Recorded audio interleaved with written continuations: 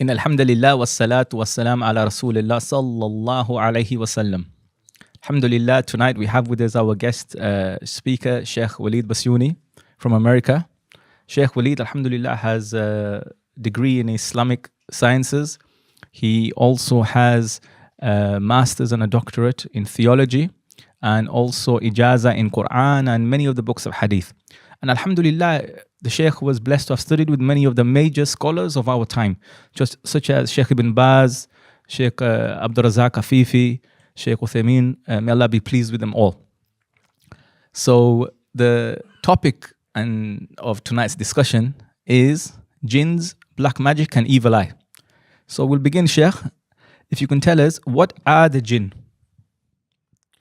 بسم الله والحمد لله والصلاة والسلام على رسول الله وعلى آله وصحبه ومن والاه وبعد. First of all, let me say that it is my pleasure to be with you today or tonight. And this is my first time to visit this town. And it looks like a very beautiful, mashallah, here. And historical too. It is interesting.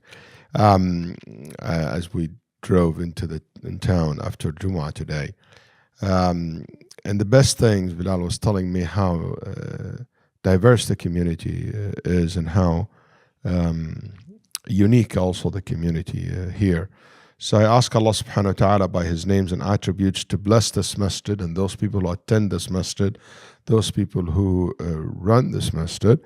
And I ask Allah subhanahu wa ta'ala to bless the community here and all over England and bless the Muslims ummah. Allahumma ameen. Al-Jinn is one of the creations of Allah subhanahu wa ta'ala.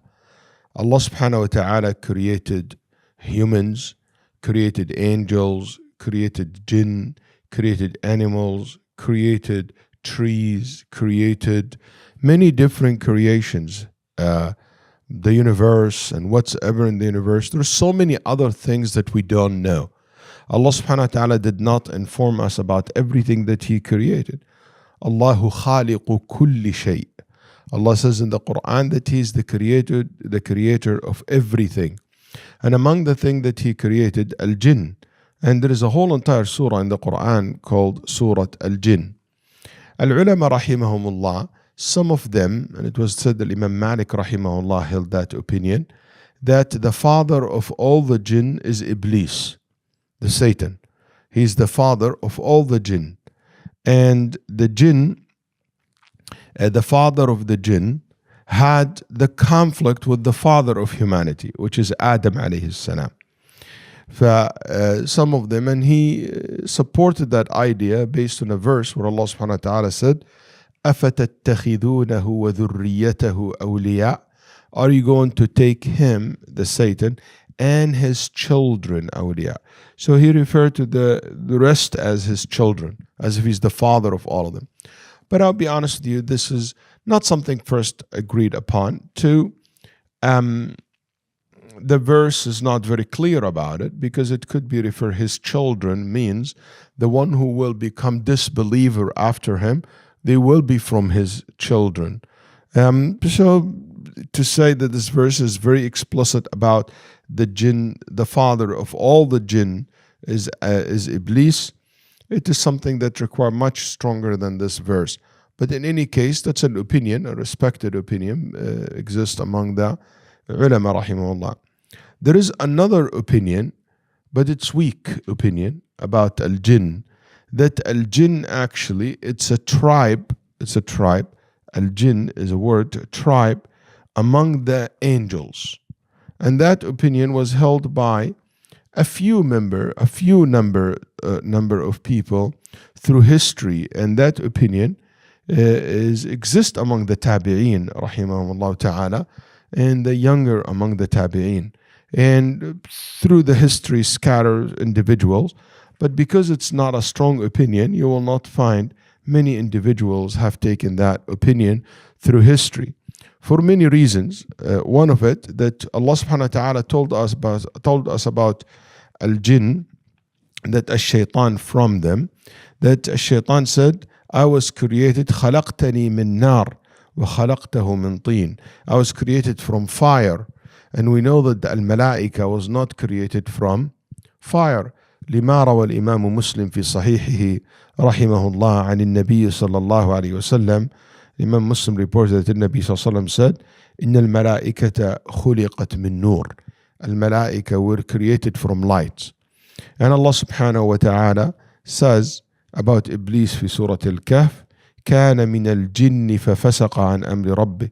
He was among the jinn and he became a kafir. Also Allah says in the Quran in many verses about the malaika, لا يعصون الله ما أمرهم, that they don't disobey Allah and they are devoted to the worship of Allah subhanahu wa ta'ala. So they're not expected to be among them kuffar. But that's why the vast majority of the Ummah, Muhammad sallallahu alaihi wasallam, and the scholars have said that al-jinn that is referred to in the Quran was referred to the a third creation of Allah subhanahu wa ta'ala, another type of creation other than the angels and the humans, which is a creation that we know that much about them. One, they were created before us as human. That's why Iblis exist before the existence of Adam. And he used to come and to circle around Adam when Adam was just a clay, before the soul was blown into the body of Adam. And Iblis was amazed by how this human looks like and how strong his shape looked like. You know, jinn are weak. They don't have the strength to have a stable image. Yani like us outside and body and stuff like that. They don't have that ability. Anyway, so and he was amazed by how Adam looks like. And that shows you that Allah subhanahu wa ta'ala created Adam also in the most beautiful fashion. طيب. So we know that they created before Adam. Also we know about al-jinn that among them the Muslim and the kafir, and among the Muslims, among them levels. وَمِنَّا الْقَاسِطُونَ وَمِنَّا دُونَ ذَلِكَ. Yani among them the kafirun, and among them the Muslimun, and كُنَّا طَرَائِقَ قِدَدًا. We were many different levels. And even among them sects and groups. Al-A'mash, rahimahullah, he said that once a jinn spoke to me and said that he is among the jinn and among the narrators of the hadith. So Al-A'mash, rahimahullah, who's a great scholars in Islam, asked him if there is sects among them. He said, yeah, among us the Sunni and the Shi'i and so different groups. Then he said, يعني Allah يعني that's what has been reported in his biography. And anyway, so he mentioned that there are groups and sects and different religions, and that's why in the day of judgment they will be judged and they will be asked about the messengers that were sent and a message that was sent to them. And Muhammad sallallahu alaihi wasallam is the only messenger who was sent, as far as we know, sent to the humans and to the jinn as well, both. But it looks like before Muhammad sallallahu alaihi wasallam, كانت ترسل إليهم, what was sent to them, the nations before the time of the Prophet sallallahu alaihi wasallam, what was sent to them, the Muslim theologian, علماء الاعتقاد, على قولين, they have two opinions. Some said there were messengers were sent to them from themselves. رُسُلٌ مِّنكُمْ يَقُصُّونَ عَلَيْكُمْ آيَاتِنَا. Allah subhanahu wa ta'ala said about يَا مَعْشَرَ الْجِنِّ وَالْإِنسِ, after the collapse in hellfire, the disbeliever among the jinn and ins, it would be said, أَلَمْ يَأْتِكُمْ رُسُلٌ مِّنكُمْ, have not come to you messengers from among yourselves. So that means the messengers of the humans are humans, and the messengers of jinn are jinn, because the verse among yourself. And because of this verse, some of the ulama rahimahumullah said that their rusul, or they have messengers like us, we have messengers through humanity, Nuh or Ibrahim or Musa. They said that they were basically jinn from them. Other ulama said no, Allah did not send them messenger, but send them reminders, and ulama and scholars, nudhur, people, yani among jinn, that they warn them and remind them, and remind them according to the message that was sent to humanity. That's why when the jinn heard the Muhammad reciting the Quran, what we said, سمعنا قرآنا عجبا يهدي إلى الرشد فآمنا به. We basically were amazed by the Quran, and it reminded them of what? Of what was revealed to Musa alayhi salam. So that means that they are familiar with the message of Musa alayhi salam and the Torah. So because of that, the ulama rahimahullah said, no, was not a messenger to them, just a scholars and a reminder among them, that they use the message of the other prophets to remind them of the Tawheed. And Allah knows best. Alhamdulillah, we are humans, and you know what? I'm sure they have their own conference and they deal with these issues among themselves. As for us, we don't need to worry about it. يعني هذه تسمى من لطائف العلم. This is among the things that يعني branches of Aqidah, and يعني sometimes the scholars dwell into too much details, not a very practical, because they have their own life and our life. What else we know about al-jinn? So among them the Muslims, the kafir, the righteous, the good. What we know about the jinn as well, that Allah subhanahu wa ta'ala says, إِنَّهُ يَرَاكُمْ هُوَ وَقَبِيلُهُ. That's one of the verses that they said that ash-shaytan is the father of all the jinn. This one of the verses as well. He sees you and all his tribes, because he nasabahum ilayh. He said that they belong to him, all the jinn. They see you from a position where you cannot see them. So we know about the jinn that we cannot see them, but they see us. And that's the default. It's like the angels. We cannot see them, but they can see us. And that's ni'mah min Allah subhanahu wa ta'ala. Because I guarantee you, if you can see the jinn, you will not have this gathering right now. Nobody can focus. Everybody will look at the jinn. Oh, look, his jinni looks different than mine. His mind is like big and fat and short and whatever. Can you imagine how can he drive a car? You're driving a car and you see like jinn and malaika كده around you. No, ما يمكن ما تستقر الحياة. الحياة will not be stable on earth if Allah subhanahu wa ta'ala made us able to see. I'm not talking about scary or anything like that. I'm just talking about a normal life. You cannot have a normal life. Okay, so that's why it's from Allah subhanahu wa ta'ala's mercy and rahmah, and that He made this earth for us and them. And that's another thing we know about them, that they live on this earth, and they live in this earth, and they have their own life in this earth, their own share of it, and we're not supposed to cross line over each other's. Have their own system, their own life, and we have our own life and our system. And none of us, even though with the ability that the jinn have, they cannot leave the promises of this earth and the sky that around us. لا تنفذون إلا بسلطان يا معشر الجن والإنس. Allah challenged the jinn and humanity to escape through the heavens. They cannot. All they can listen to what's said in the sky by the angel, but they cannot leave to another universe. They are limited into here, and they die here, and they will be resurrected, and they will be judged, and they will be rewarded in Jannah, and they will be rewarded in Nar. So they are mukallafeen like us. They are being given a taklif, which means a message that they will be held accountable for it. Jinn in general are weak creatures, are not very strong creatures. Are not very strong creatures, are weak. And that's something important to know about the jinn, because some people think that the jinn have all this unlimited power or anything like that. They're not. I would show you how weak they are. And Nabi sallallahu alaihi wasallam said, if you have a utensil and you say Bismillah and you cover it, they cannot even lift the lid. They cannot uncover that utensil. If you go to your home and you say Bismillah and you close the door, they cannot open the door.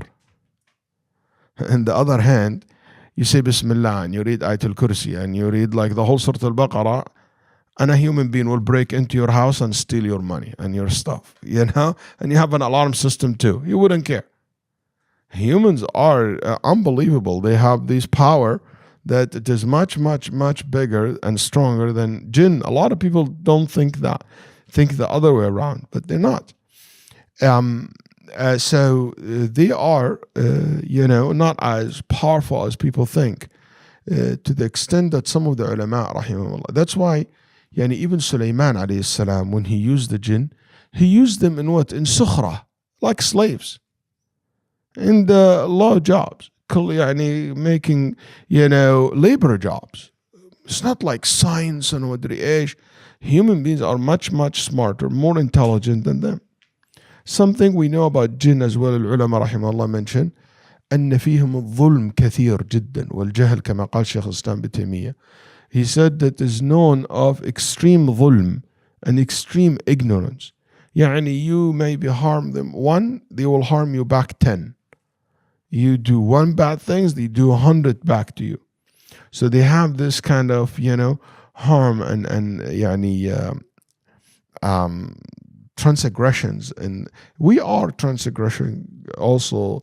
We have our share from transgression. Allah subhanahu wa ta'ala said about human beings, إِنَّهُ كَانَ ظَلُومًا جَهُولًا. But he said human beings, they have dhulm and ignorance, transgression and ignorance, but jinn are way more than that.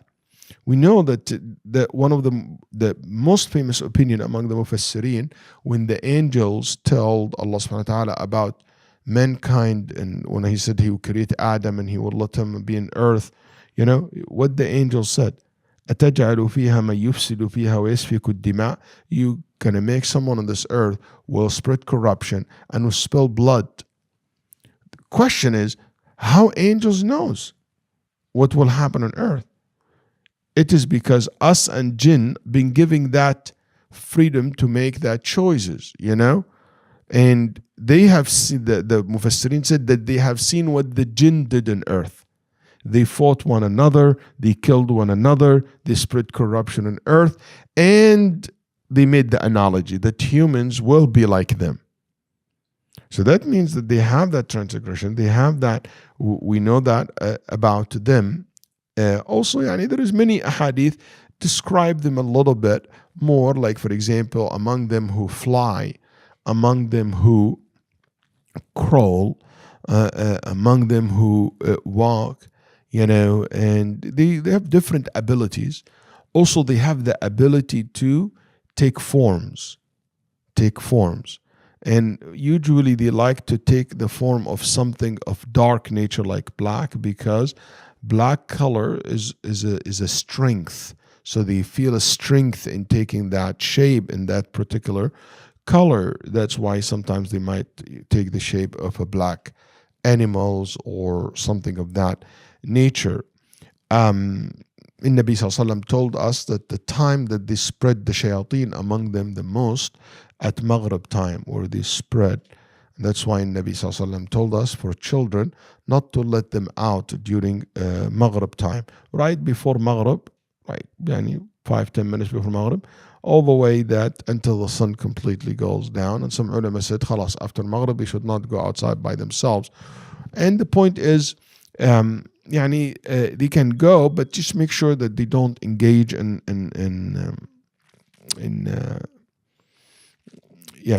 make sure that they have their adhkar, their tahseen. It's not like, we might talk about that later on, inshallah. So that's the thing that I can think of in relation to al-jinn. Final point. Whoever deny the existence of jinn is not a Muslim.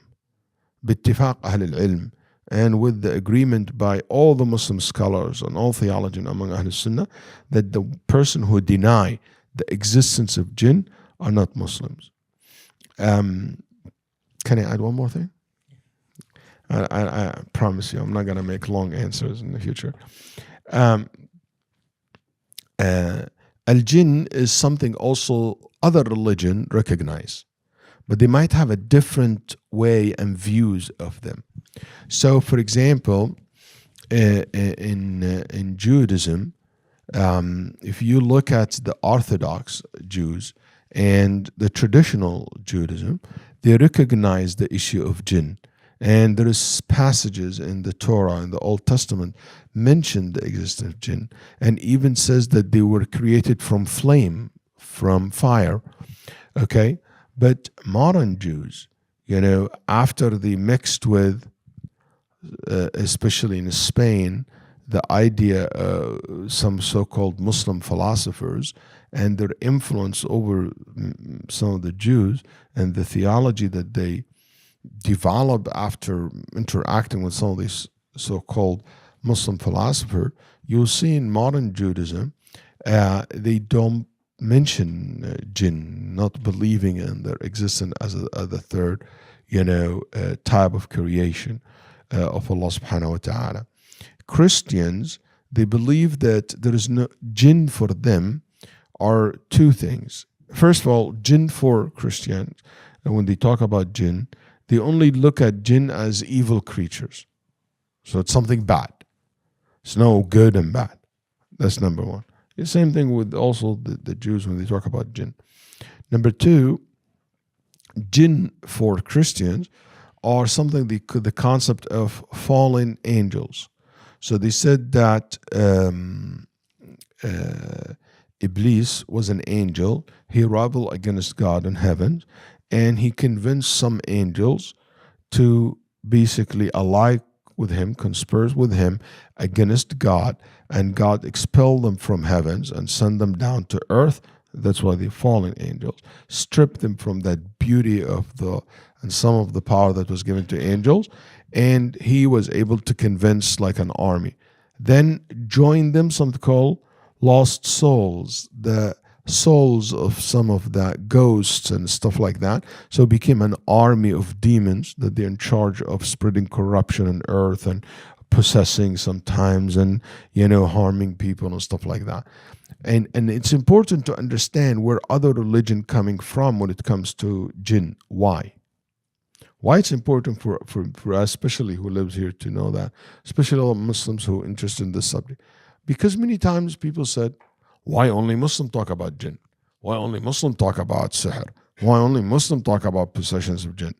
As if there's nobody else. Yeah, because you know what? If you belong to some other religion, you will not think of a jinn as a third creature. That's not an option for you.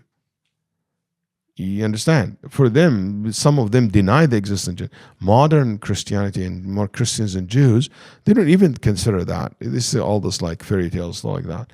The liberal among them and the reforms of Jews and stuff like that. So I'm saying this because sometimes you don't hear that talk because jinn is not something that they believe in their existence. So that's why it's not going to be an explanation to some of the things that they see. They said just a supernatural phenomenon, that's it. But for us as Muslims, yes, I am not in favor of interpreting everything as jinn, but sometimes it is part of it can be the jinn. So we have these options as we believe in their existence as one of the creation of Allah subhanahu wa ta'ala. Thank you. Sheikh, you mentioned that the jinn have their own shiyukh, their own durus. So could they have a event like this taking place on human beings, a lecture? Yeah, they have classes. They have, their own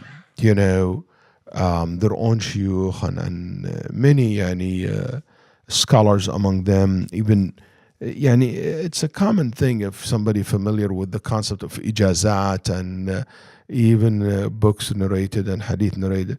Some of the ijazat, they mentioned that some of the jinn attended the class or listened to the shuyukh, and some of the ijazat I had, but there's something I don't rely on it. But some of it's kind of funny in the isnad. There will be 20 people in one tabaqa. Some of them will say on jinn so and so. I mean, something I really don't care for it, but it exists, and it is something that I know some of the people who deal with cases of possessions and magic and stuff like that, when they offer the jinn and give them the option to become Muslims. Another thing that it became a common thing that I heard from people involved in this area saying that they tell them, go to Mecca, stay with the shuyukh of the jinn in Mecca. And the Nabi Sallallahu Alaihi Wasallam said, Ni'mal jinn, jinn Nusaybin. And the Nabi Sallallahu Alaihi Wasallam said, the best of the jinn, the jinn who lives in Nusaybin, which is a place in Yemen. And they're righteous, they're good. So There is like righteous among them, and a lot of the jinn who become Muslim want to protect themselves from their own tribes. They move and they live, with the Muslim jinn and to protect them. So yes, there is like it's a very unique world. We don't know much about them, but Do we know, Sheikh, what the jinn look like? do we know how jinn looks like? No, we don't know exactly how they look like for a simple reason. And I heard, what's written in the books of theology, they describe some. So, for example, there is some narrations that Ibn Mas'ud said they are short, hairy, things of that nature, that some of the Sahaba describe them. But Shaykh al-Albani, rahimahullah, this man is a genius. Inshallah, on Sunday, I'm looking forward to speak about him in a whole entire session about special quality about this man, that he is a free thinker and very critical thinker. So he raised the question. He said, in order for you to tell me that this is how the jinn looks like, I'll say, what if this is how the form that he took? Because we know they change forms. So if you say short and hair, how would you tell me that in order for you to say this is their shape, that means you know exactly how their original shape is, but you don't. What if that shape that you have seen is one of the form that they take? And it makes perfect sense what he said, rahimahullah. So I don't think anyone exactly can tell us that, but we know one thing in the Quran told us, because the Nabi Sallallahu Alaihi Wasallam didn't tell us how they look like. The best we have, some narration from some of the Sahaba said how they look like. But even those Sahaba, how would they know that this is their original form? It may be the form that they appear with it in front of the Sahaba radiallahu anhu, or that Sahabi. So, but we know one thing about the shayateen among them, that they look ugly and bad and scary. Why? Because Allah subhanahu wa ta'ala, when He described شجرة الزقوم, He said, طلعها, the fruit of it, كأنه رؤوس الشياطين. It's like the head of the shayateen. And it's known among all humanity that shayateen look what? Ugly and scary and bad. It's like all humanity know that angels look what? Beautiful and calm. When Yusuf alayhi salam came out and they said, حاشا لله ما هذا بشر إن هذا إلا ملك كريم. They said, this is an angel. The people of Egypt, they used, mashallah, to shake hands with angel all the time. They know how they look like. No, it's an expression. You look like an angel, mashallah. Because it's not because we have seen angel, because it's embedded in our fitrah, in our mind and heart, that angel is something beautiful and calm and nice. So the same thing that we know about the shayateen among them. But are the Muslims among them the same? Allah alam, we don't know. Sheikh, there's a hadith about shaitan having horns. So yes. Would that be actual horns and just for shaitan? Yes, an actual horns.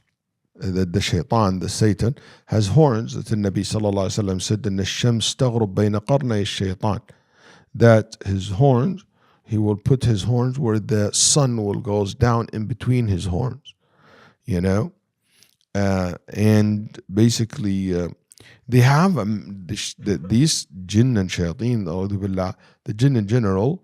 They have an abilities that it is interesting. Like, for example, يجري من ابن آدم مجرى الدم. He has the ability to whisper to you from within. He runs through you like the blood runs through your veins, which it means he can come from within, not from outside. So they have that ability to come close to you and to whisper to you from within. You can hear them. You can influence your heart and your mind by whispering and suggesting and doubting you and so forth. So yes, is that every one of them has a horn? I don't know. Sheikh, is it possible for the jinn to fall in love with humans? It is possible. It is possible for them to fall in love with humans, but Imam Malik rahimahullah, again, he rejected the idea that humans and jinn can marry each other. That was my next question, Sheikh. Yeah, they fall in love, but it doesn't mean that today. It was mentioned by al-ulama rahimahullah, and among them Shaykh Islam ibn Taymiyyah and others, Ibn al-Qayyim rahimahullah, that some of the jinn, he said, the jinn can possess the humans and attach to the human for many reasons, and one of them, they mentioned specifically 3 reasons. One of them is to fall in love with the person, and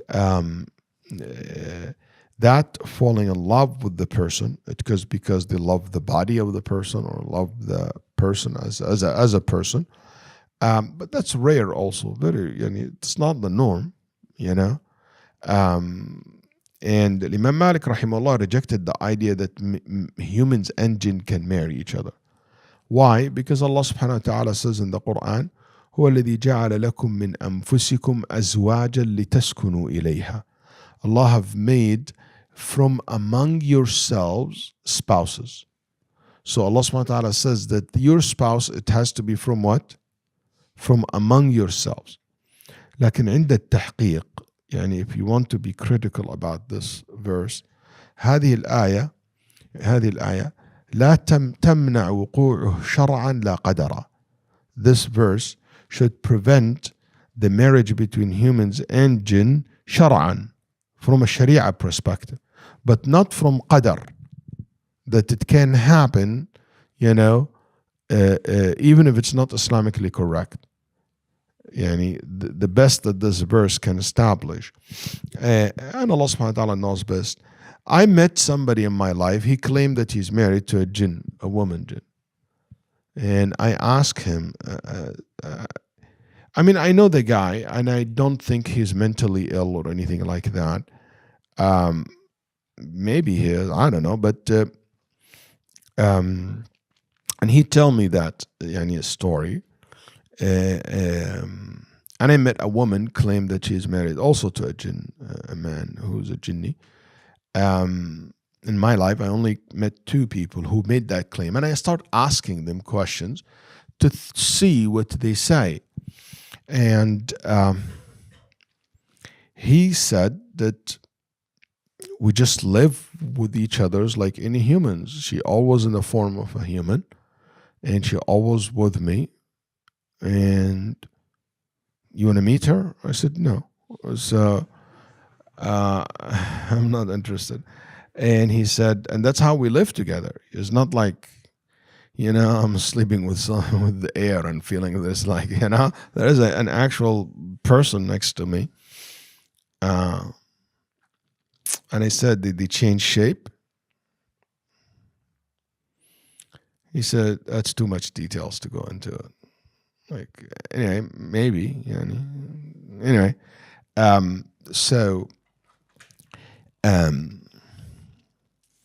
do I really believe that he's saying the truth? I don't know. I can say yes, I cannot say no. And another woman, she told me that she is in relationship with a male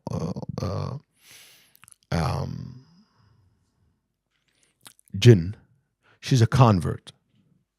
So she said that before Islam, she was told if she would give her body to this jinn, she would be able to read cards. You know, guys, the one who read the cards?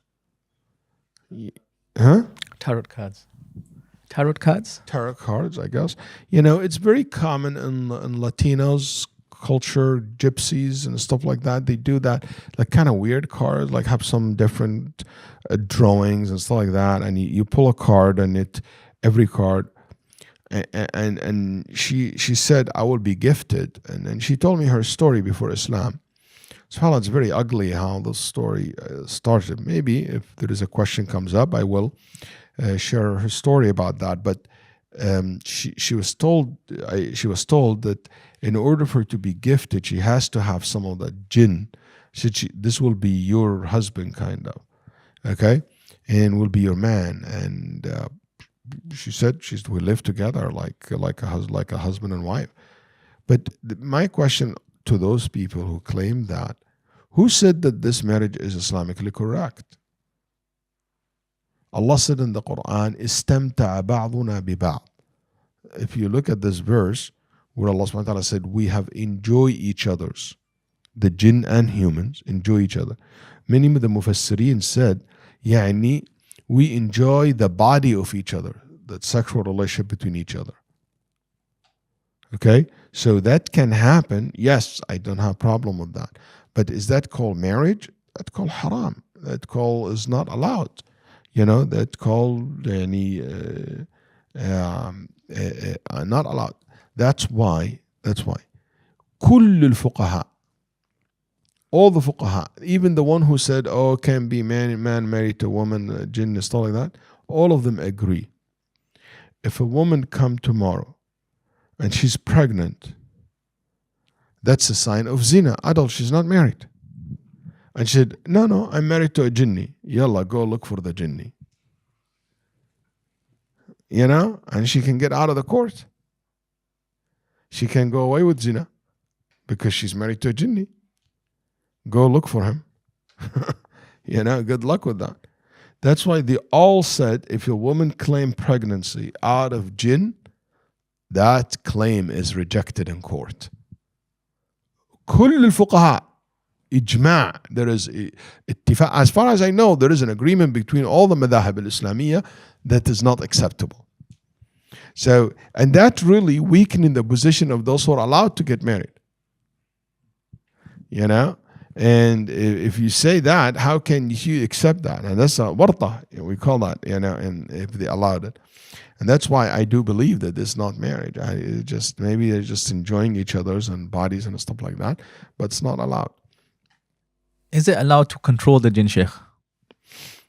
No, Nabi sallallahu alayhi wasallam once was praying, and a shaitan came to bother the Prophet sallallahu and to disturb him in his salat sallallahu alayhi wa sallam. Then Nabi sallallahu alayhi wa sallam in the salah stretched his hand and he held him. He said, I held him from his throat. قال فشعرت ببرد لسانه على يدي. I felt the wetness of his tongue on my hand. Sallallahu alayhi wa sallam. Then Nabi sallallahu alayhi wa sallam said, I was planning to tie him into that pillar, not this one, a pillar. Okay, everybody like, oh, a pillar, and but I remembered. See the point here. What my brother Sulaiman have asked, which is, Ya Rab, he said, make me have حكما لا ينبغي لأحد من بعدي, a power of ruling that no one will have after me. Which is that he was able to control and to rule the jinn. So he said, I let him go. I let him go. Otherwise, I would have tied him and I will let you see it, and I'll let the kids even drag him, and humiliate him, that jinni. So here you see, controlling them is not allowed. The way that some magicians control jinn, if somebody tells you, hey, I can help you, I control jinn and stuff like that, they only do when they have another jinn who's higher than these small ones control them for that magician. So he will worship a bigger jinn, a shaitan, and most evil one, and that shaitan will bring other jinn to serve the magician. But kida he have the power to control them? No, asl. And no one Islamically is supposed to do that, because they will not serve you until you become kafir billah. Sometimes the jinn can help, but without being controlled, without being asked. They just volunteer their service. Yani Ibn Taymiyyah rahimahullah mentioned in many times, and Ibn Taymiyyah was a singer, he's not married. He said many times, I would come back to the house, and I found my house cleaned. Somebody sweep the house, and my papers, in the old days they have papers, cut and in a perfect shape for writing. and my pencils are sharpener, and everything's set for me just to start my writing. And I know nobody entered the house. And I know this is from Ikhwanun al-Jinn, from our brothers from the Jinn, who offer their help. So they offer the help by doing that. And I know also a personal story of one of my friends. He called me in college time. He used to live right next to me where I live in the dorm. And he freaked out and he came and said, Waleed, come. Anyways, I went with me, other of my friends. So I said, what's wrong? He was terrified. He said, this room, this apartment has only key and I have it. No one else has the key. I left and I locked the room, I locked the apartment and I left. And I came back, I just found how somebody start bukhur, like it smells so nice in the apartment, and tea and qahwa and dates and the whole things, like for hosting. Usually when you come out, this Arabia, it's there, and he showed to me. I said, man, maybe you forgot. He said, no, I didn't forget, yeah. I said, maybe somebody else has the key. He said, there's no other copy. I said, maybe someone did it. So we asked, no one. Then I said, Ya akhi, they are the jinn. Jazakumullah khair, they want to serve you, maybe, just make the coffee and the tea for him. He said, I'm not drinking. I said, I'll drink it. And I took a sip from the tea, and just to make him feel comfortable about it. So is it possible? Yes, it is possible. I mean, there is no other logical explanation for it. Jazakallah khair. But it is possible. So there is a difference between, listen carefully to this. بين الاستعانة بالجن وإعانة الجن عند أهل العلم. العلماء رحمه الله differentiate between the jinn volunteer to help and you asking help from them. Asking help from them, it's a form of shirk. Could be minor or major. It depends on how you ask and the way you ask. But for them to offer help to you, that's happened. There's nothing wrong with that. Sheikh Muhammad al-Munajjid, the famous website Islam Q&A. So once we were sitting, and he told us that, he said, this woman asked him a question. So he was asking us what we think about the answer for this question. He said, this woman, she called Sheikh Muhammad, and she told him, Sheikh, I was pregnant and I lost my child. Okay? And in a particular date in my pregnancy, I lose my child. Type could be medical reasons, stuff like that, a couple of times. And the third time, she saw a dream. She saw somebody came to her and said, use this bukhur, Indonesi, كذا, al-bukhur al-Indonesi. Some kind of piece of wood, you burn and it makes any good smell. He said, burn it and put it in your clothes, and your pregnancy will continue. I woke up from my dream. I saw that piece of wood next to my bed, next to my head, on my pillow. I don't have that in my house. I don't use the stuff.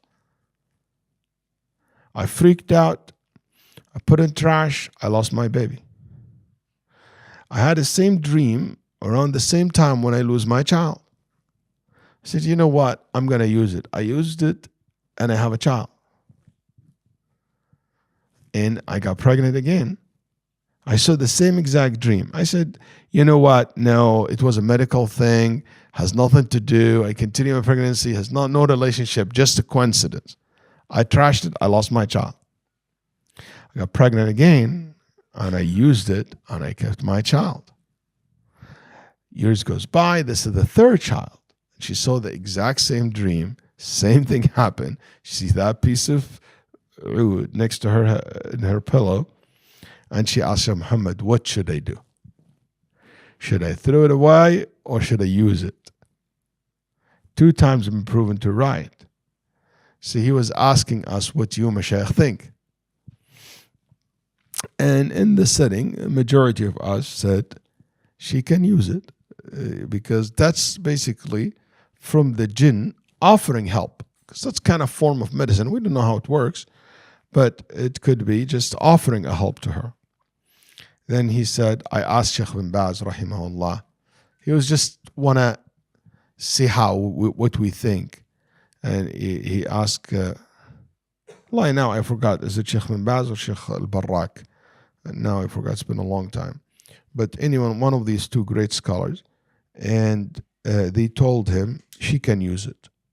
The same answer. So my point is, this is the offering help. The offering help.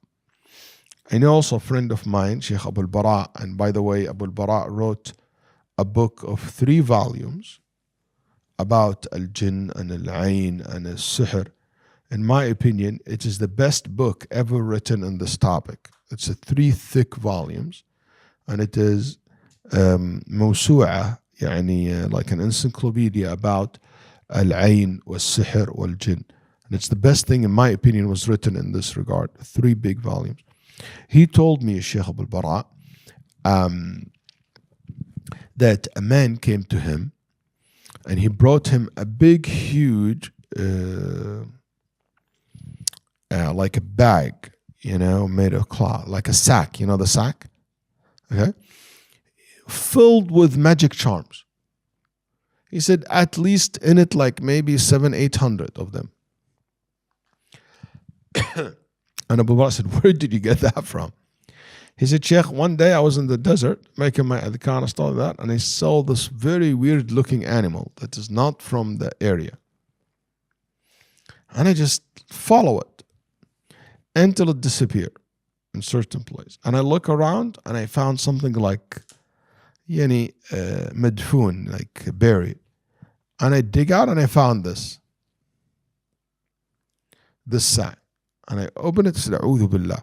All of knots and hairs and, from fustan, like the dresses, wedding dresses, and has knots in it and hairs. A'udhu billah. All of it's like magic charm. And I didn't know what to do, so I took the sack and I brought it to you, Sheikh. And he said, Alhamdulillah, we undo all of them and we burn them all after we undo it. And say Bismillah. So, could be that thing that show him where is this buried from the jinn, from the Muslims, jinn, that they help. But again, that's offering help, volunteering help, that's fine. But for you to ask help from them is not allowed.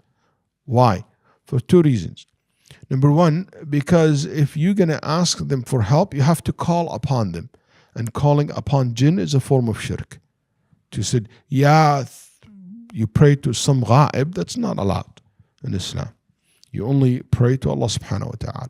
Number 2, you will never be able to say who those jinn that you ask for help, you don't know if they are Muslims or kafir or good or bad. Like someone that was telling Sheikh al-Albani once, Sheikh, he's a Muslim jinn. Sheikh al-Albani said, how do you know that he's a Muslim? He said, he told me. So what if he told you? And if he told you a Muslim, well, how can you trust that he's a Muslim? He can say I'm a Muslim and he's not. And he's kafir. He's trying to mislead you, to deceive you. So that's why I differentiate between asking them for help and them offering the help, as well as the ulama, rahimahullah, have mentioned the distinguish between the two. Yes. Sheikh, is it possible for jinns to possess humans? Because there are some that completely deny it. I remember once speaking to one sheikh, and he was saying that jinns can harm you. Jinns can, they're real, but they can't possess humans and speak through humans and control your limbs. And he said the reason for this is because there's no clear evidence of this ever happening even once during the time of the first 3 generations. I'm going to all due respect, this person is jahil. I wasn't going to say this statement until he said this, no proof that this has ever happened. Until he said that, I'm okay. But when he said that, that shows he's jahil. He's an ignorant person. The reason for this, because first of all, can humans be possessed by jinn? The answer of this, yes. And that's across the board between all Muslim sects, except few from the Mu'tazila. Not even all the Mu'tazila who denied that. Then the philosophers, okay, who came later on, who are not even Muslims, we don't consider them part of Islamic Muslim sects and groups, and modern psychologists and people of that nature who don't believe, some of them, in the existence of jinn, first of all. So if you don't believe in the existence of jinn, that as an entity, you're not, that like jinn for them, it is your bad thoughts. That's about it. Your soul being evil and bad and think bad. That's the jinn, that's the shaitan for them. So those who don't believe in the existence of the entity called jinn, they're not going to say there is a possession from jinn to ins. So these are different discussion with them. طيب, as for some of the Mu'tazila, that's a deviant sect, appeared in in the third hundred in Islam, Hijri. Those sects came and with the idea that some of them, not all of them even, but everybody else said that's possible, that's happened. What these guys, why this group said not possible? They said because jinn are made of fire, and human made of clay, and it's impossible for something made of fire to enter something made of some different entity. And that's a very weak argument, because simply that jinn are made of fire, but they are not fire. We are made of clay, but we're not clay. Me and you, we made of ma'im mahin, from the sperm and the egg of your mom, of your mother. But we're not anymore clay. We are originally from clay. They are originally from fire, but doesn't mean that they are fire. Yani Nabi Sallallahu Alaihi Wasallam said, every human being has jinn with him. If that jinn fire, why did you turn your heater? خلاص ما هو يعني I have a natural heater next to me. Allah al-Azim. Isn't it? It will not be dark. You have light all the time with you, torch next to you. They're not fire. They are made of fire. Okay? So that's the difference between what they made of and what they are. And so that just right there, you dismiss that argument.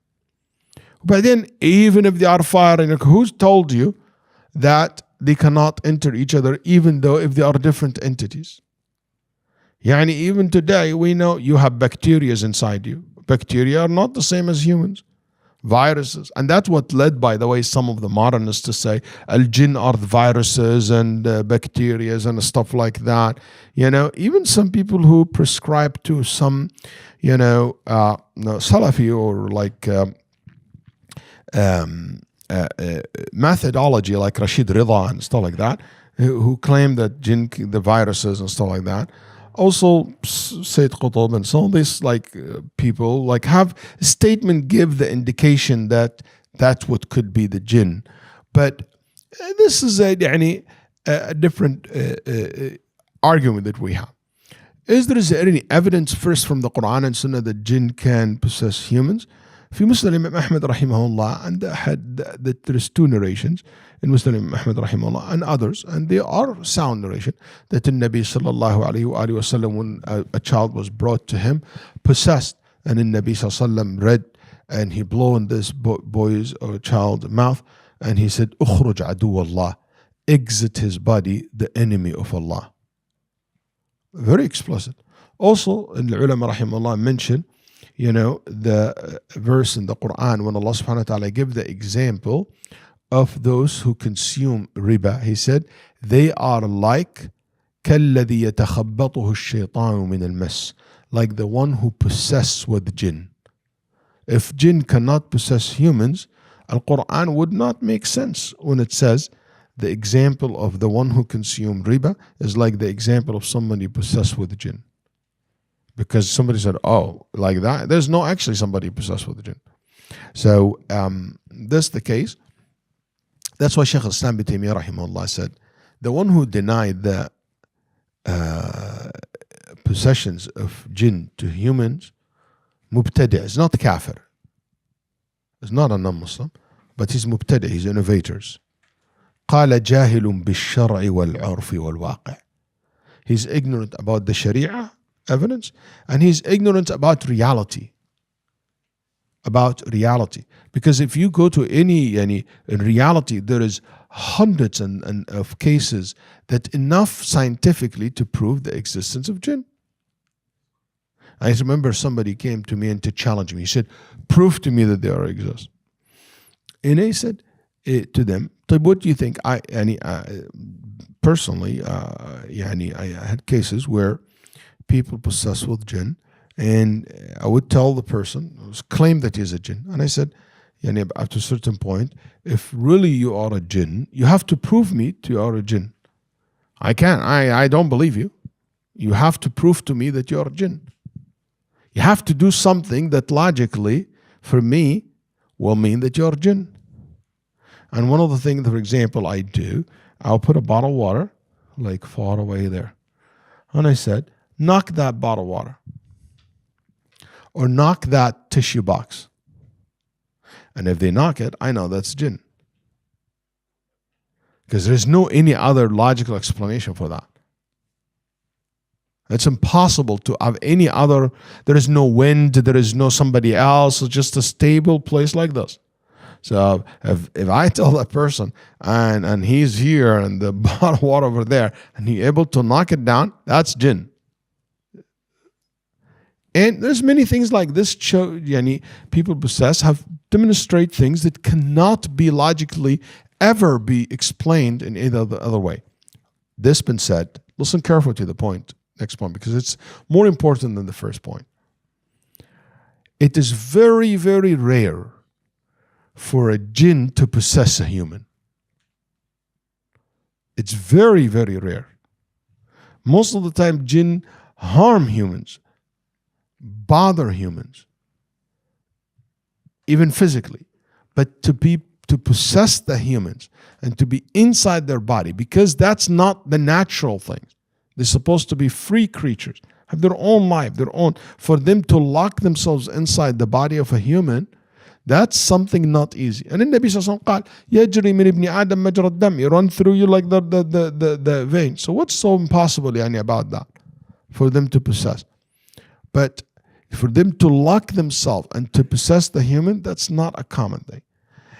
Out of every 100 cases I have seen in my life, not only me and the people who do that, I don't do that a lot, but through the last مثلا 35 years of my life, okay, or more, that I have seen cases like this, I can tell you from every 100 case, there is 98, nothing wrong with them. There is no possession or anything. Maybe 2 cases, there is a possession of jinn. And that's something I want you to be very, very careful about. Most of the people think that possessed with jinn are not. It can be a mental health issues. It can be just psychological issues. And a sister called me, said, my daughter is possessed with jinn. I said, how do you know she's possessed? She speaks in tongues. Okay? She speaks language, and she said something about aliens and stuff like that. She sees things. So I go to her. She's from a country, which is this country known to believe a lot in this kind of stuff. So I go to her daughter. She's a single mom with her daughter, teenager. So I said to the then I said to the mom, can you stay just a little bit over there? Let me talk to her like kind of private. She sat in the back of the room, and I said to the girl, she starts talking some kind of weird language, very convincing. And I said to her, hey, come on, young girl. She's you're not going to fool me. Tell me what's wrong. Your mom is not here. I'm not going to tell her that you're making this up. She gave me like this look, and she starts acting. I said, you're not going to deceive me. You're not going to fool me. Tell me, this is your last chance. I will help you. Whatever problem you have. She tried to, and she found me like I'm firm. I'm not buying it. Then she said, she cannot hear me. I said, no, she can't hear you. She said, Sheikh, I love him. I have a boyfriend and I love him. And my mom caught me. She found on my phone that I have a boyfriend. And the only way to get away from it, I act like I'm obsessed with Jinn because she believes in this stuff. So she kind of leave me alone and she feel bad for me.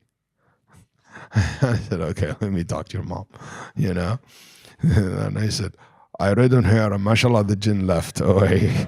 Now we have to deal with the human beings that you need to leave away, you know? So anyway, but I'm telling you, man, I have seen so many, and she was completely convinced. And guess what? She went to so many qaris, and the qari charged her money and told her you have to do olive in your hair and your ear and throat, and you have to do msh'arif ish, and you have to repeat Surah Al-Baqarah 2,500 times every week, and all the big list that you wear up.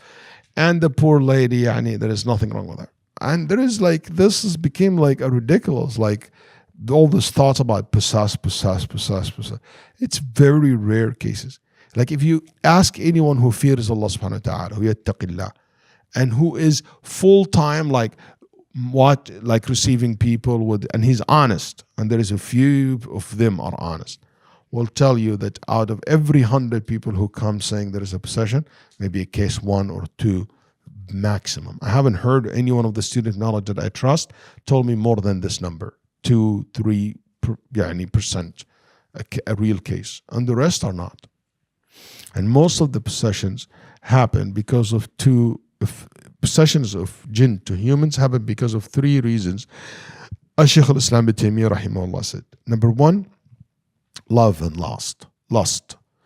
Number 2, you need to enjoy the body, and that's usually temporary, and it always associated with sexual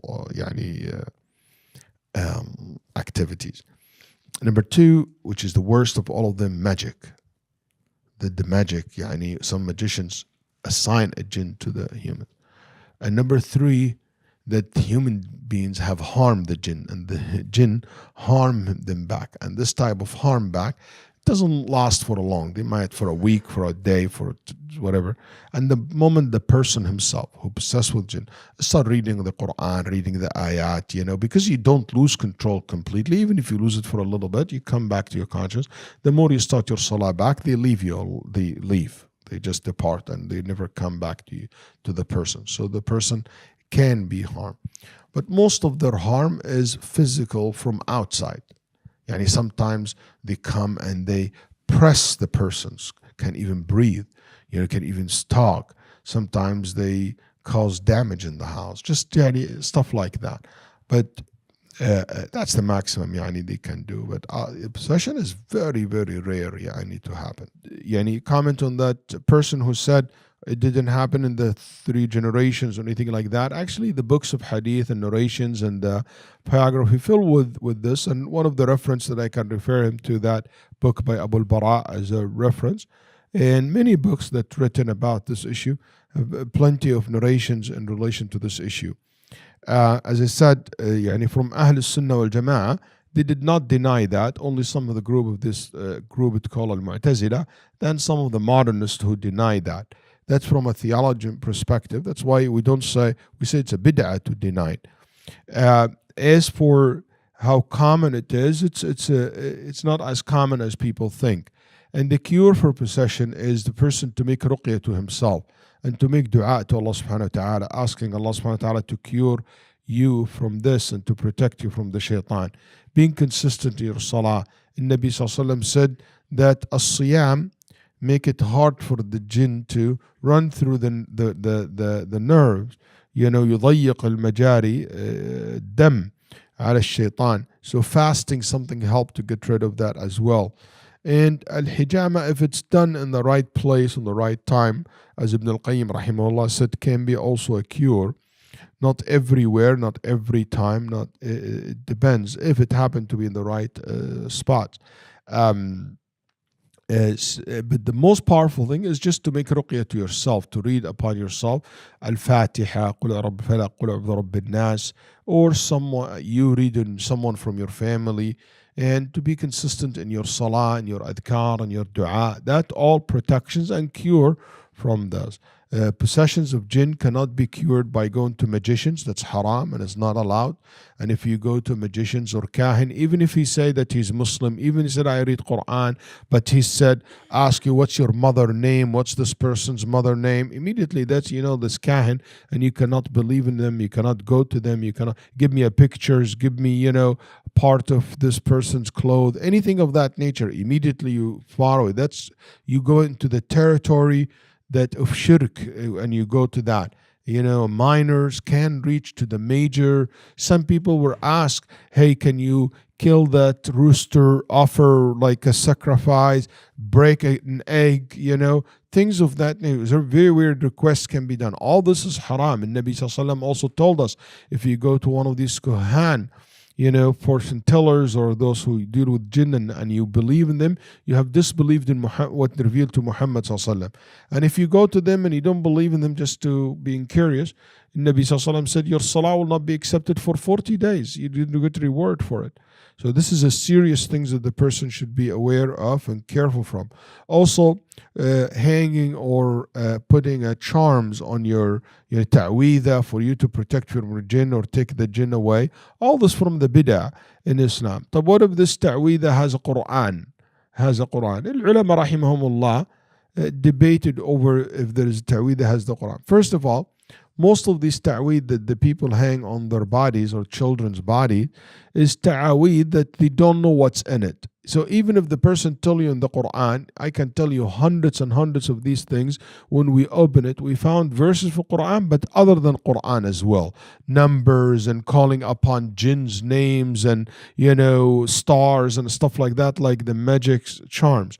So that's absolutely not allowed. Number two, if it's only Quran, the Quran is protection by reading it and making ruqya with it. It's not by writing. That's why Nabi Sallallahu Alaihi Wasallam did not prescribe writing Quran verses or Allah's names on a piece of paper or a skin of animals and to be hang on it. There is a narration from Abdullah ibn Amr ibn al-As that always, this is one of the things that people bring it up, that he used to write it for his children. He write it for his children. Read the narration. The narration said those who don't know how to read. So it is something that they can read from it, not memorizing it, for them to use it until they will be able to read. Okay, but Abdullah ibn Abbas himself didn't do that for himself. So that's why we said that closing that door is the right thing to do. I don't think it's any form of shirk or anything like to have something from only Quran or Allah's names or some of the dua, but it is something that it should be avoided because it opened the door for these charms or ta'weed that has shirk on it or bid'ah on it or things. So that I lean towards the opinion that closing that door. But that's an issue in itself. It's only Quran 100%, and you write that yourself and you put it. That's an issue that there is a difference among the circle of Ahl Sunnah wal Jama'ah, among the early generation. There is a debate among them, and that's an acceptable ikhtilaf bin Ahl al-Ilm. Another thing also quickly, the jinn, when they possess the humans, they can cause a physical damage to the humans. So they can cause somebody to be paralyzed. Somebody can have a chemical imbalance in their brain. And that what can be diagnosed later on with what? With many different diagnoses. So for me, through time, my experience and what I've seen, when sometimes people have a physical illness, one of the reasons of this physical illness can be caused by jinn. And even some physicians said, I don't know what caused this chemical imbalance in somebody's brain.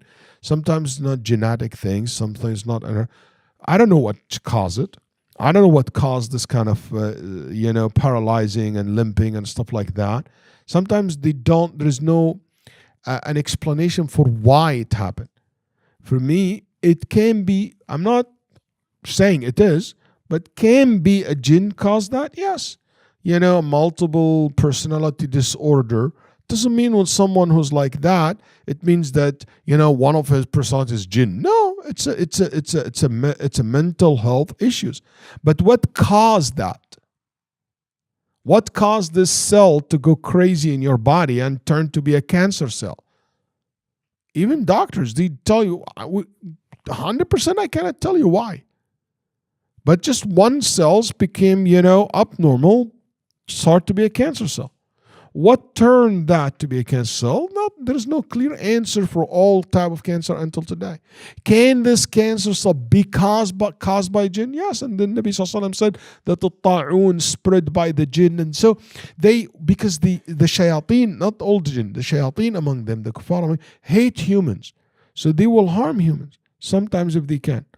So can this cause? Yes, can. What's the benefit of this point? The benefit of this point, the following. If they cause that damage physically to you, it's caused by the jinn, the reverse of it has to be done also through a physical cure, medicine, medications, surgery. So you fix the damage that they made to your body. If it's your legs, your hand, your brain, so you take some medication to fix that and to bring that balance, in you. So not all the time the possession of jinn or the influence of jinn on the body necessarily to be reversed by Qur'an and reading Qur'an only, but also through medication. That also can help to reverse the situation. So every case should be studied by itself. That's why science and Qur'an and medication should go together, and it should not be a separating between the two. Also, I want to cite that the best cure for this is Al-Quran and Al-Adhkar. Yani some people come to me and say, possessed with jinn, possessed with jinn. I said, Ya Habibi, if you are possessed with jinn or whatever, what are you supposed to be doing? You're supposed to be praying your 5 daily prayers. You're supposed to be reading Adhkar the morning and the night. You're supposed to be reading Quran. You're supposed to be making dua. Type, you're not possessed with jinn. What you're supposed to be? To pray 5 times a day, to read Quran, to make your morning Adhkar and the night. So it's the same thing. It's the same thing. So it doesn't matter about, there's no need for that, paralyzing your world about this. You just continue doing what you're doing and have trust in Allah subhanahu wa ta'ala, make dua on Allah subhanahu wa ta'ala. Ya ahbabi, I want to say, and I might say this later on again, make sure that you have complete trust in Allah subhanahu wa ta'ala and depend on Allah subhanahu wa ta'ala, have tawakkul on Allah subhanahu wa ta'ala, and know that Allah subhanahu wa ta'ala protecting you. Okay, and keep moving and going in your life. So it's important for you to know that, and I hope that this is something that you understand from me tonight. And if the only thing you get out for this session is this point, for me, that's a great win, because there's a lot of people are just terrified about these issues, have so much waswasa about it. Everything is possession, everything is this and that. And it could be just as simple as nothing really in you, nothing bad on you, or it would happen and go away. Just keep doing your adhkar and your ibadah, and Allah subhanahu wa ta'ala, inshallah, will protect you.